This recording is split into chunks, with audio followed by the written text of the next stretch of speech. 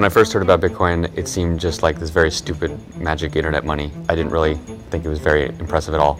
And I kept reading, and within a couple hours, I became absolutely hooked. Was skeptical at first, didn't think it could possibly work, but have the skills to actually go in and look at it and convince myself that technically it was correct, that it could actually work. It was just an experiment to begin with, but I could see the potential with it. It's a fundamental innovation. That's how I think of it. Bitcoin is the most important invention, at least since the internet. Ask yourself, which is more important in your life, money or email? And I think most people will say money, so this is bigger than email. It's just incredibly novel and interesting solution to problems.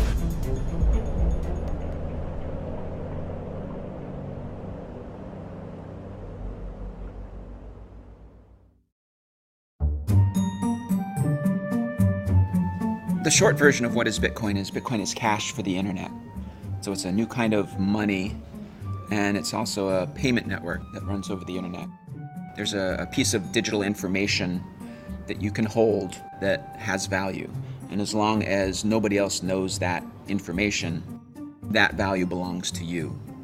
This sort of technology was developed independently a few times. I think the NSA developed it in the 70s, and then academic cryptographers started putting this out later in the 90s. And it's called public key cryptography. Now, we now rely on that technology every time your phone talks to your bank, or even over maybe SMS sometimes. I mean, it's just embedded in the internet and how we talk.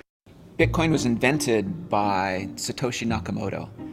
As far as I know, no one has actually met Satoshi. No one knows who he or she or they are. I've never talked with Satoshi, although I have communicated with him electronically via email or on online forums. Satoshi started working on Bitcoin, he says, in 2007, and it actually took him a couple of years to convince himself that he could actually create a system that would work, that would solve this problem of how do you create a money where there's no single person or organization or government in charge. He started posting to a cryptography mailing list where he described kind of at a high level how it would work and started to get feedback from people on his idea. I believe it was the beginning of 2009, he released an academic paper that described the system in detail. And he also started up Bitcoin. He actually released the code for the system and started it running. Coming from a crypto background, I mean, one of the first things I did was I read the paper. When you read the paper and you have that background, you think, this is very good. You think, there are kind of 50 things that might be wrong with a proposal like this. And I thought, this answers all those questions. I mean, I thought, this is some very high quality work. So the key problem that Satoshi solved that made the whole system work was a solution to what's called the double spending problem. So if I have this digital asset that I want to give to somebody else, how do you prevent me from giving it to two different people at the same time? Because obviously if it's digital, it's easy to copy. And Satoshi came up with a brilliant system for, if you try to do that, if you try to double spend and give the same Bitcoins to two different people at the same time, everybody notices, and then one or the other of those transactions is considered valid, and the other one's just ignored.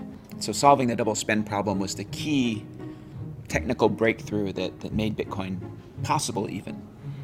Bitcoin answers another question in a magical way, which is, could a bunch of people who don't trust each other all agree on when something happened so precisely that you could use it to transfer value, right?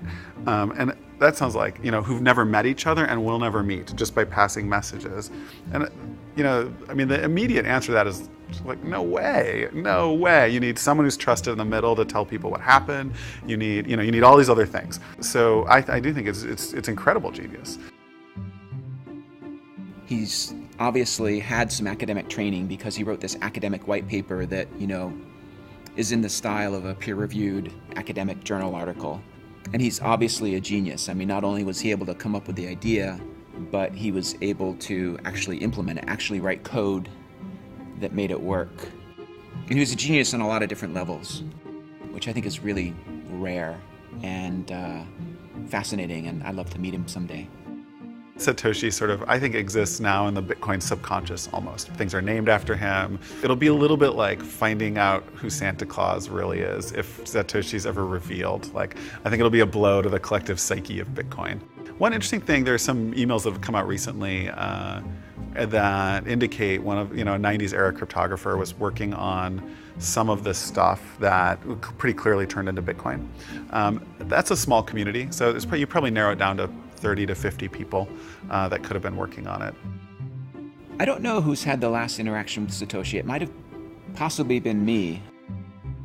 My very last email to Satoshi, I actually had told him that I had been invited to give a talk at the CIA. So he had already told me that he was going to step back. I don't know if me telling him that I was just going to visit the CIA was the reason I've never heard from him again, but I certainly think it didn't help.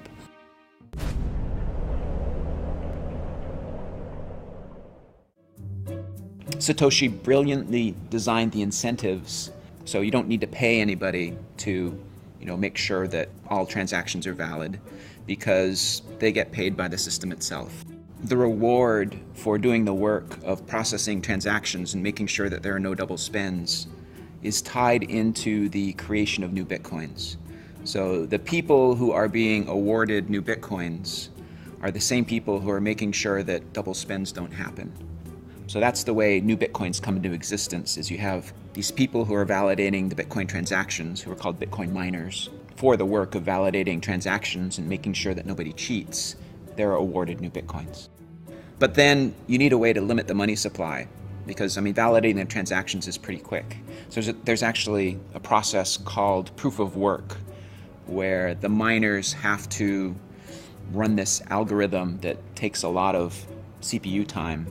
You can think of it like pulling lottery tickets.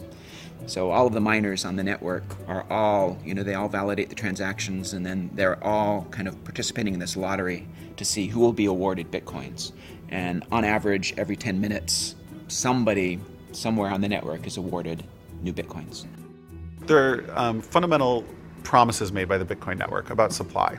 And the supply function's too complex to say out in words, but what you could think of is like every 4 years, about half the remaining Bitcoins are given out, okay?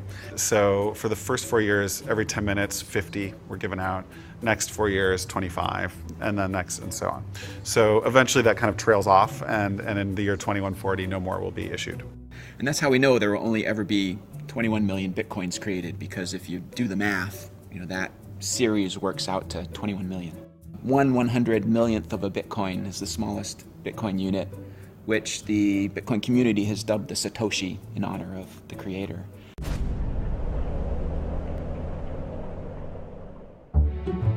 I got into it sort of the same way that a lot of the smart tech guys I know do, where they hear about it and it reminds them of something from like a science fiction novel that they read as a kid. Noch 10 Zentimeter und da hat sie aufgesetzt. You're like, oh, that's cool, but it can't exist. And then you go and you read the white paper and you're like, that makes sense. And then you look at the source code and try to find how you can break it, and you can't, right? And and then you're like, this is a real thing now. And so I've been following it. I sort of, as a hobbyist, was mining just on my computer when I wasn't using it for anything else. I'm not a Bitcoin miner. I actually have, in the past, created a few Bitcoins. I ran the Bitcoin software on my laptop computer way back in, May of 2010, when not too many people knew about Bitcoin, and it was actually possible to create Bitcoins on an ordinary laptop computer. But when I did the math, I found out that, I was paying more in electricity to create the Bitcoins than the Bitcoins were worth. And so it made more sense, if I wanted to have some Bitcoins, to just buy them from somebody else, maybe somebody who lived in a place that had less expensive electricity than me. Okay, so there's a lot of altruism in the system. Very, very first miners wanted to help. Great, they think it's cool. They just think it's cool, whatever. You do a lot of things because you think they're cool. As soon as there's an exchange rate, miners are saying, like as I did in 2010, I have a lot of computers sitting around. They're already sucking power. I am happy to turn that into money. Like, who knows what I'll do with it? I can see I'm making money doing this. And that sort of spread mining.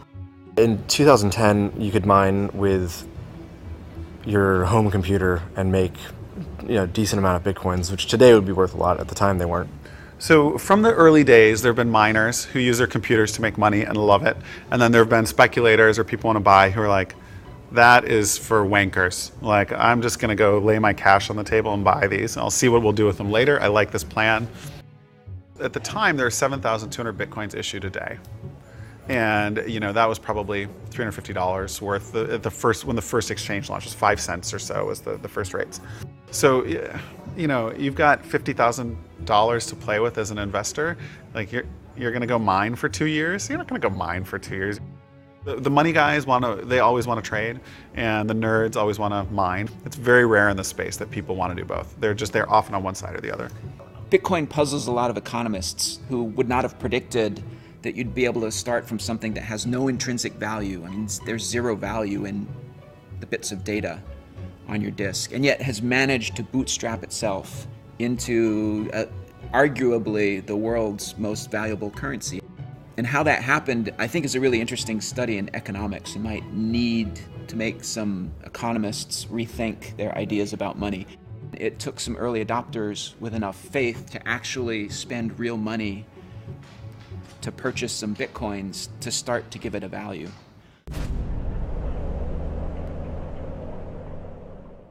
The earliest adopters, at least that I knew of, who wanted Bitcoin were people who wanted something that was completely democratized, it was completely decentralized. They wanted something that was anonymous. They wanted something that was completely outside spending in the warfare welfare state. The early adopters of Bitcoin were really attracted to it as a very hard money.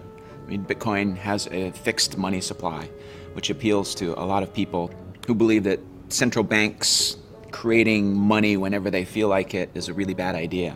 So I think you saw a lot of early adopters that were really attracted to Bitcoin for economic reasons. If you're non-technical and you're interested in Bitcoin, you don't like Ben Bernanke, you are worried about inflation, hyperinflation, you find fiat currency of all sorts suspect. These are the folks that are non-technical that come first. So there are really 3 factors that drive interest in Bitcoin. The first is its decentralized nature. The second is its anonymity, or really pseudonymity. And the third thing is its zero transaction costs.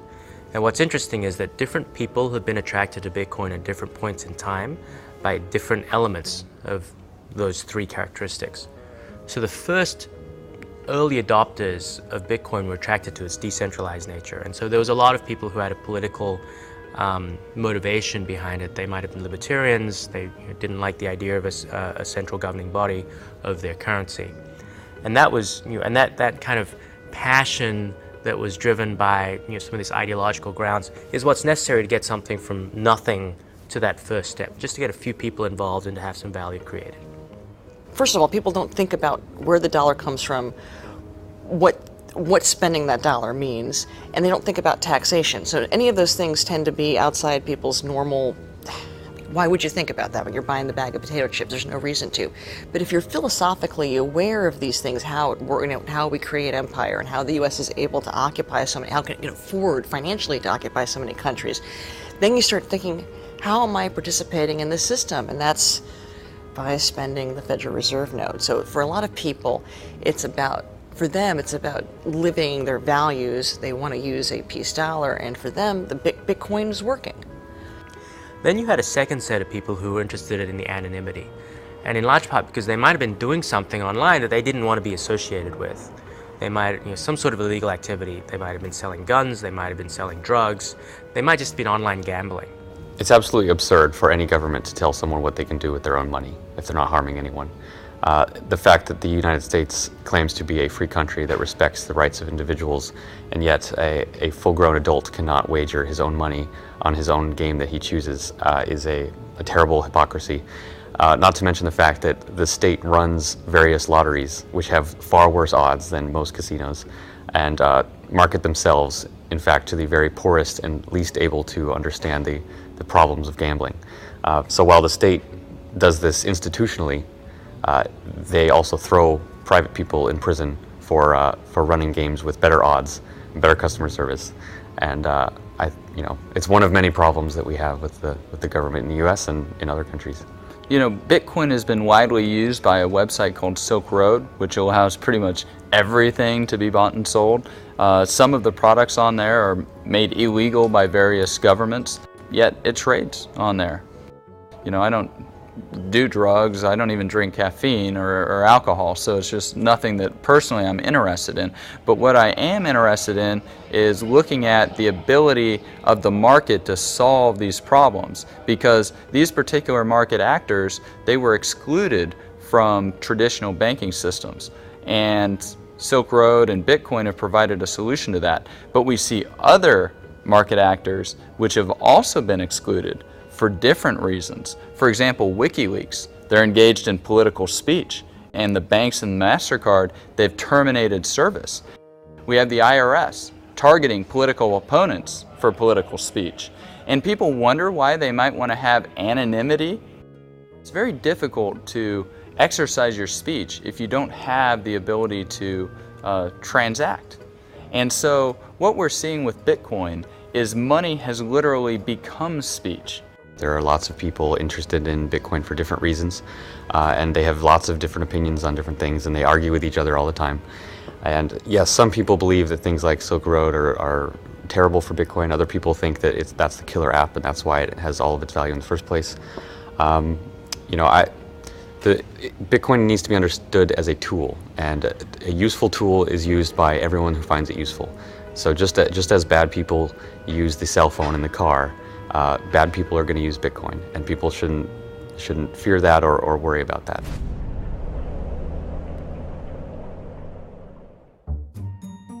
Now, the trouble with both of those groups of people is that they're just not that large. There aren't that many people who are passionate enough about their politics that they will adopt a new currency. And there aren't that many people breaking the law, you know, in wholesale ways. But it's this transition to the third characteristic that's really interesting, because zero transaction cost has an appeal to everybody. Everybody would like to save money on transaction costs. It just takes costs out of the system. And because of that, it has much, much broader appeal.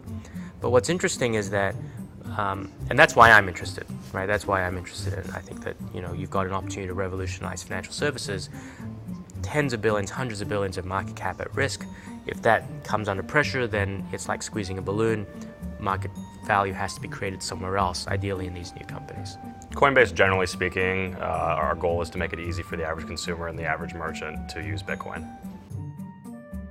I think sort of the litmus test for all this is, can I feasibly present this to someone who hasn't seen it before, even my mom, and can she reasonably use it? That's sort of what we're trying to build towards.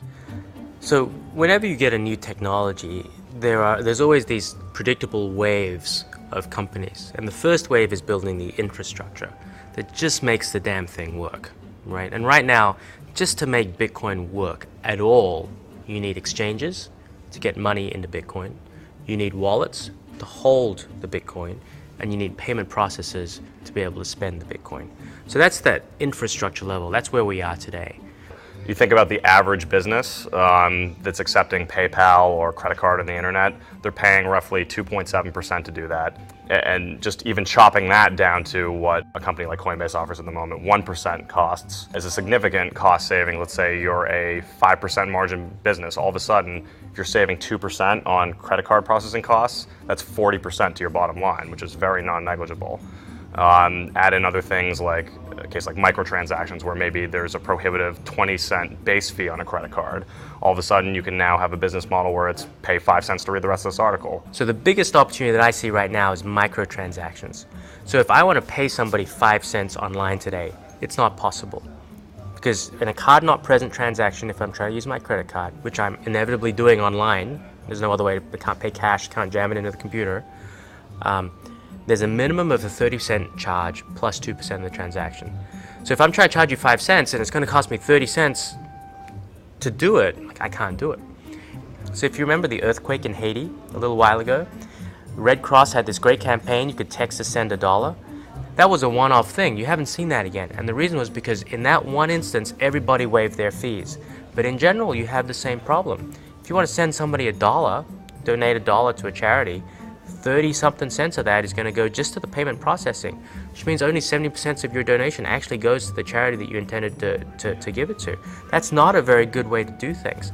With Bitcoin, because transaction costs go to zero because there are no minimums. You can have people giving $1, $2, 25 cents, and all of that money will go to the charity. So there are lots of these use cases that can become these vertical applications that sit on top of the infrastructure, and that's how new technologies emerge in financial services.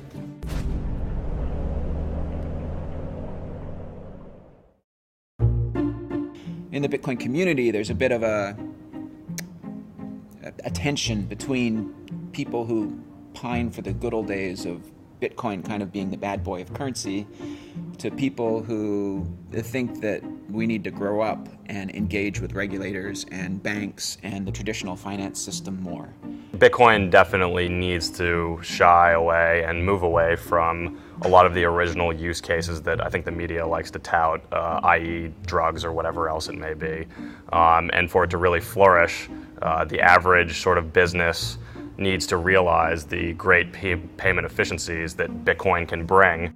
And ultimately, when a day of reckoning comes in Washington, where somebody has done something bad with Bitcoin, I think it's going to be our job as a community to sort of pull on this pool of goodwill that's been built in all these businesses who are now saving, say, 2% on their bottom line, maybe in a much larger percentage as a percentage of their net profit, and say, hey, we need Bitcoin to survive. This is actually creating real economic good.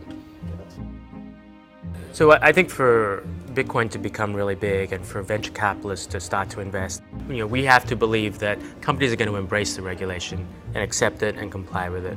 That's going to mean that anonymity is going to have to go, at least for transactions over a certain size, and that there's likely to be some level of centralization, or at least these trusted counterparties emerging. So I know we have a very strong libertarian base in the Bitcoin community right now, and they're very ideologically driven.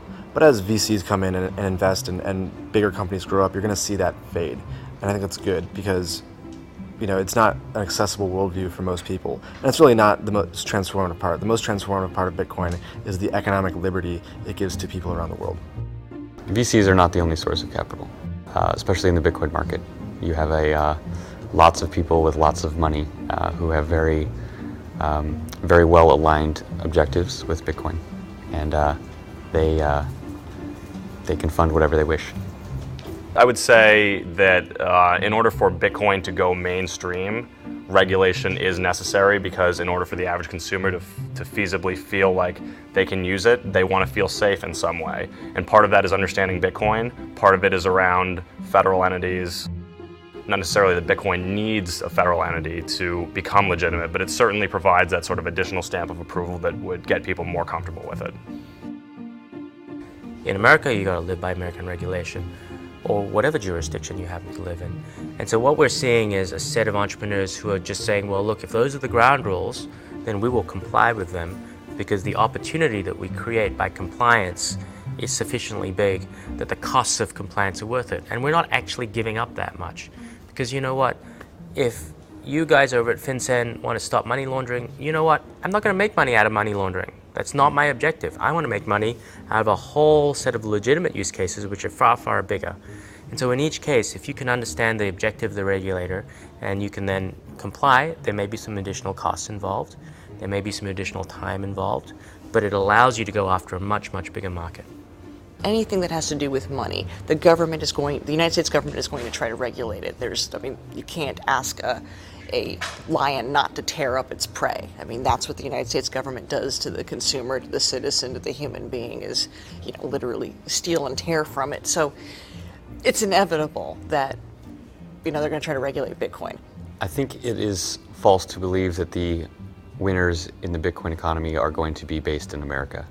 And the reason is that America has one of the most oppressive financial regulatory schemes of much of the world.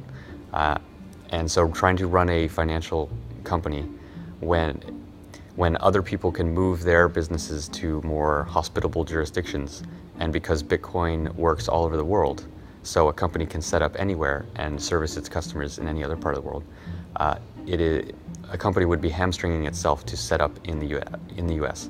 Now, indeed, a lot of them do and are, because it's easier to raise venture capital in the beginning stages. But those companies are going to run into heavy problems when the government starts to realize that Bitcoin is actually an existential threat to its own money, and it's not going to put up with people in its own borders, perpetuating that.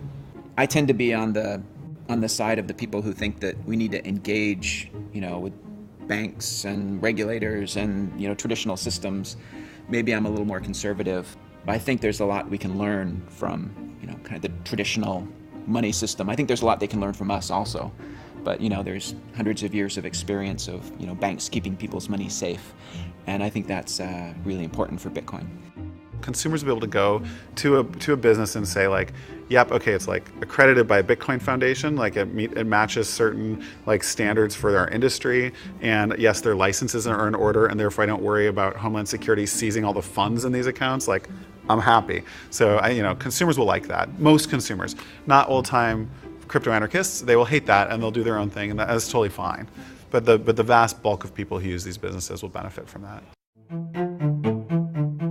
The community that has brought Bitcoin from nothing to where it is today has a different set of ideals than the people who are starting to come into Bitcoin now and saying, well, to take it to the mainstream, this is what's going to be needed. And so you're seeing some clash of ideas and some clash of ideals.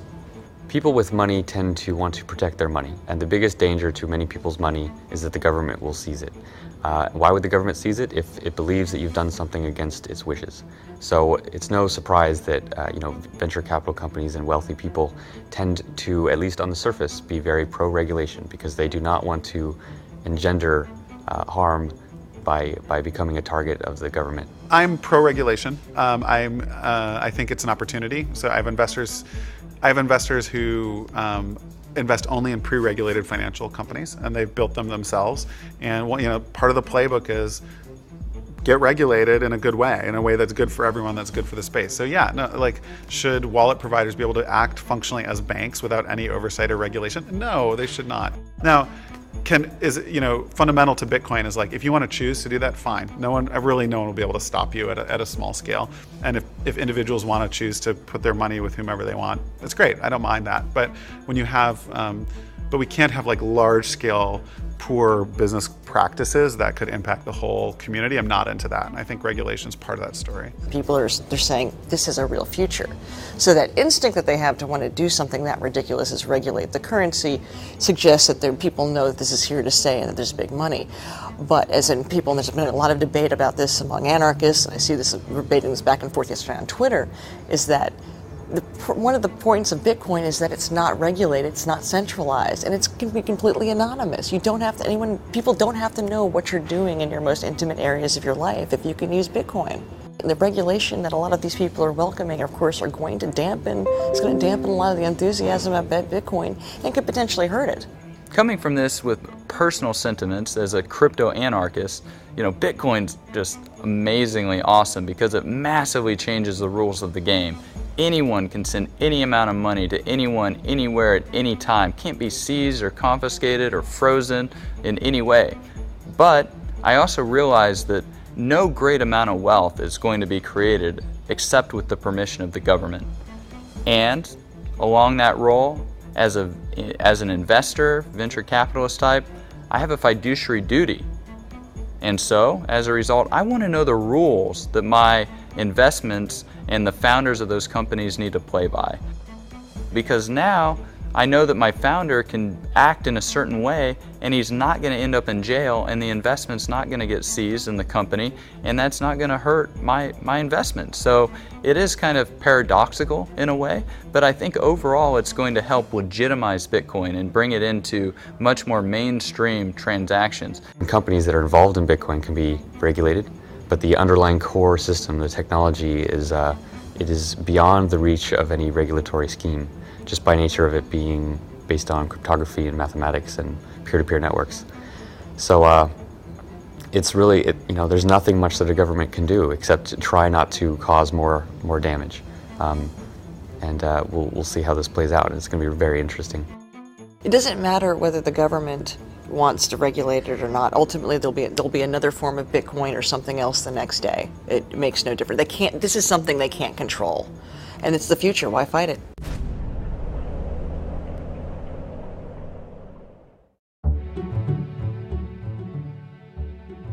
There are a lot of different ways Bitcoin could succeed. I mean, my job as the core developer is to kind of concentrate on the core code and make sure the Bitcoin network keeps reliably processing transactions. And then to kind of be agnostic about how Bitcoin succeeds. In 10 years, Bitcoin is likely to be gone simply because most things that are new tend to fail. So everyone who gets into this needs to understand that it could just disappear tomorrow and go away. But with that realization, if it has not fallen apart and it actually continues to work and continues to grow, it will have taken over much of the world's financial system. It will have changed everything about the way people move money, how they hold money, how they perceive value, what their relationships are with their government and with merchants and with each other. There's going to be amazing new ways that people use money that people can't even imagine now, just as when the internet came out, people couldn't imagine all the different things that people do. So it would be foolish to try to predict exactly what will happen, other than to say it will be very, very intense shift. And when people realize what happened over the course of so small a time, they'll look back and realize, wow, like that should have all been very obvious. I think it is the protocol for money on the internet. So in 20 years, when computers trade value with each other for whatever reason, they'll use Bitcoin or its successor to do that. It'll be just like right now, very rarely does any of our technology trade value. But in 20 or 30 years, it'll happen all the time. You'll log on and you'll be able to pay a little more for faster internet. There's just 100 ways that computers will be transmitting value to each other all the time. So and they'll use Bitcoin for that. If it does take off, I suspect that it will become invisible to consumers. And in the same way that people don't think about payment systems in general, Bitcoin will be invisible and transparent to them, and so they'll just know that they can pay to pay a penny to read an article on their tablet, and they won't even be thinking about it as Bitcoin, because Bitcoin will all be invisible to them in the background. It's going to be an infrastructure system. I think we're going to go through a phase where there's more centralization because there's kind of a natural monopoly that will happen with exchanges. But then I believe that eventually we're going to grow out of that and the Bitcoin economy will sustain itself. And there's really very little friction because it's really designed to be this decentralized peer-to-peer currency. And, I have no special ability to predict the future, so I might be wrong. While Bitcoin has the potential to be a subversive currency, and I do applaud that, it also can be strictly bourgeois. Ma and Pa next door can use Bitcoin. They use dollars now. It's not like all throughout human history we've been using paper currency. All sorts of things have been used as currency throughout time. It's not as if the dollar was handed down. Moses came down and said, "Here, we must use this dollar." We just have to open up the doors of the way people think about money. I do think that this new era of math-based currencies will find whatever the problem was with Bitcoin and will patch it, perhaps in a Litecoin or Bitcoin 2.0. We'll find a way to continue to serve the market needs and what the market demands. I think Bitcoin will grow to something where maybe 5% of people's wealth will be held in Bitcoin, and hopefully it represents the working capital that a lot of businesses use to enter and not have to leave this frictionless payment world. That doesn't mean 100% of your assets have to be in it, but whatever sort of lubricates the transactions that you're doing on a daily basis as a business. Bitcoin might succeed someplace else in the world. Maybe a country like Zimbabwe that recently saw hyperinflation. Maybe they'll decide, instead of using the US dollar as our currency, which they're doing now, maybe a cryptocurrency like Bitcoin would make sense as their national currency. That's a possibility. I don't know what's going to happen. My job is to concentrate on making it possible so any of those great things can happen. And I think it's going to be really interesting in the next 5 years to see what does happen. Hopefully they'll appreciate the risks that we're taking to make it happen in the early days, because most people just laugh at it right now.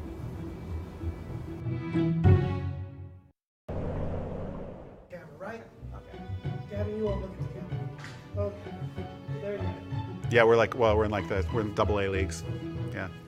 I call myself an anarchist if I'm forced to put a label on it. I just don't find that's entirely helpful in communicating some of these ideas to normal people. Yeah, I think America reached its peak probably in 2000, and it's been in decline since then. the guy used his credit card to order pizza to be delivered to the first guy. So that's the first publicly known transaction where some actual good other than money was involved.